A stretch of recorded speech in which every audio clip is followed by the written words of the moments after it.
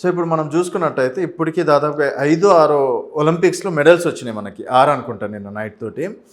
140 కోట్లు ఉన్న జనాభా ఒక్క గోల్డ్ మెడల్ సాధించలేకపోయింది. కేవలం 6 పథకాలు మాత్రమే రావడం అనేది జరిగింది. దీన్ని ఏ విధంగా చూస్తాను?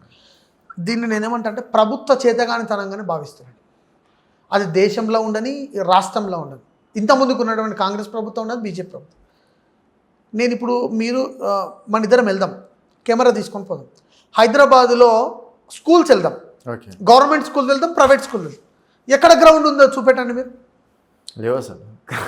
భూతద్దంలో పెట్టి చూడాలేమో. ఆటలు ఏడంగా వస్తాయి బ్రదర్, మెడల్స్ ఏడంగా వస్తాయి బ్రదర్, ఒక్క మాట చెప్పండి. ఇప్పుడు ఫిజికల్ గేమ్స్ సంబంధించి మనం చిన్నప్పుడు గ్రౌండ్ ఉంటుండే, విశాలంగా ఉంటుండే, ఊర్లలో చదువుకున్న వాళ్ళం మనం అందరం కూడా ఖోఖో ఆడేది, కబడ్డీ ఆడేది, వాలీబాల్ ఆడేది, ఫుట్బాల్ ఆడేది, రింగ్ బాల్ ఆడేది, రన్నింగ్ చేసేది, ఇవన్నీ కూడా ఉంటుండే బ్రదర్. ఇప్పుడు ఉన్నాయా? హైదరాబాద్లో మీరు వెళ్ళి చూడండి ఒకసారి. శ్రీ చైతన్య నారాయణ కాలేజీలు ఒక్కొక్కరికి సూర్యకిరణాలు పడతలేవు మీద స్టూడెంట్స్ పైన. ఇప్పుడు విద్యార్థులకు చదువులు ఎంత ఇంపార్టెంటో ఆటలు కూడా అంతే ఇంపార్టెంట్. మరి ఇప్పుడు ఏ ఆట తెలియదా? గవర్నమెంట్ స్కూల్స్ ఉన్నాయి, గవర్నమెంట్ స్కూల్లో స్పోర్ట్స్కి సంబంధించిన కిట్స్ పంపిస్తున్నారా? ఖోఖో గ్రౌండ్ ఉందా? కబడ్డీ గ్రౌండ్ ఉందా? వాలీబాల్ గ్రౌండ్ ఉందా? ఫుట్బాల్ గ్రౌండ్ ఉందా? హాకీ ఉందా? టెన్నిస్ ఉందా? ఏం గేమ్స్ కండక్ట్ చేస్తున్నారు? ఏం చేసారు? ఎంతమంది స్టూడెంట్స్ పెట్టుకోవచ్చు చూపెట్టమండి ఒకసారి. మీరు 99% ప్రైవేట్ స్కూళ్ళల్లో ఈ ఫెసిలిటీ లేసే స్కూల్ ఉన్నాయి ఈ తెలంగాణ రాష్ట్రంలో. నేను తెలంగాణ స్టేట్ ప్రెసిడెంట్గా నేను చెప్తా ఉన్నా, ఈ 99% ప్రైవేట్ స్కూళ్ళల్లో ఎక్కడ కూడా గ్రౌండ్ లేదండి. 24 గంటల్లో విద్యార్థులకు 16 గంటల వరకు వాళ్ళకు మొత్తం చదువు పైననే టాస్క్ ఉన్నది తప్ప మీరు కలెక్టర్ కావాలి, డాక్టర్ కావాలి, లాయర్ కావాలి, పైలట్ కావాలి ఇది అంటున్నారు. కానీ మీరు ఒక క్రికెట్ ప్లేయర్ కావాలి, మీరు ఒక టెన్నిస్ ఆడాలి, హాకీ ఆడాలి, మీరు రన్నింగ్ కావాలి, ఒలింపిక్స్ పోవాలి, నేషనల్స్ ఆడాలి, స్టేట్ ఆడాలి. ఓడన్నా చెప్తున్నాడా అండి? నేను అదే చెప్తున్నా, ప్రభుత్వాలు మారాలి. ఫస్ట్ ఆఫ్ ఆల్ డిఎస్సిలో దీనికి సంబంధించినటువంటి పోస్టులు నిర్వహించాలి. స్పోర్ట్స్కి సంబంధించిన టీచర్స్ ఉన్నారా? ఎన్ని ఖాళీలు ఉన్నాయి నా దగ్గర రండి, గవర్నమెంట్ సెక్టార్లో నేను చూపిస్తా.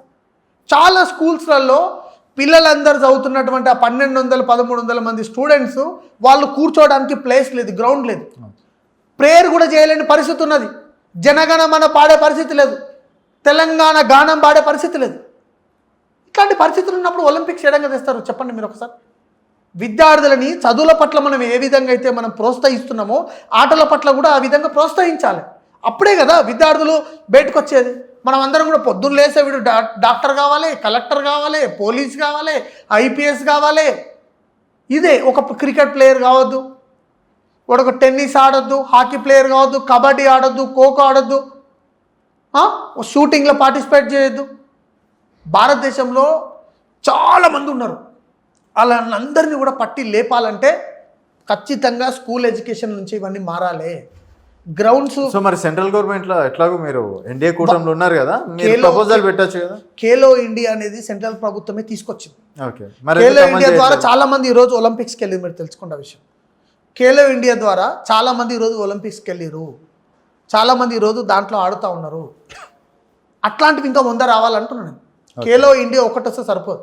నేను కేంద్ర ప్రభుత్వానికి రిక్వెస్ట్ చేస్తున్నా, రాష్ట్ర ప్రభుత్వానికి రిక్వెస్ట్ చేస్తున్నా, చదువుల పైన ఆసక్తి ఏ విధంగా అయితే విద్యార్థులకు ఉంటుందో అదే ఆసక్తి ఆటల పైన కూడా కొనసాగించే విధంగా ఒక చట్టం చేయండి. ప్రతి స్కూల్కి గ్రౌండ్ ఉండాలి. గ్రౌండ్ లేని స్కూల్ మొత్తం మూసేసేయండి. ప్రైవేట్ స్కూల్స్ అయినా సరే, గవర్నమెంట్ స్కూల్స్ అయినా సరే. ఆటల పట్ల ఖచ్చితంగా ఒక మాస్టర్ ఉండాలి, పీటీ ఉండాలి, దానికి సంబంధించినటువంటి జరగాలి. ఏమేమి గేమ్ ఆడతారో ఎవరికి మీకు తెలుసా అన్న? జిమ్నాస్టిక్ ఎట్లా పోవాలి, ఏ గేమ్ ఎట్లా ఆడాలో మీకు తెలుసా? గ్రామీణ ప్రాంతాల్లో ఉన్న వాళ్ళకి ఏం తెలుస్తుంది అన్న? ఫుట్బాల్, హాకీ, ఒక బ్యాట్ ఒక బాల్ ఉంటే 3 కట్టలు పెట్టుకొని మనం క్రికెట్ తప్ప మనకి ఏం తెలుస్తుంది? ఈరోజు క్రికెట్ వరల్డ్ ఛాంపియన్ అయింది ఈరోజు. ఎందుకంటే క్రికెట్ ప్రతి గ్రామంలో ఉన్నది. అట్లాగా క్రికెట్ రావాలి, హాకీ, ఇవన్నీ రావాలంటే మనం ఖచ్చితంగా ఆపర్చునిటీస్ ఉండాలి.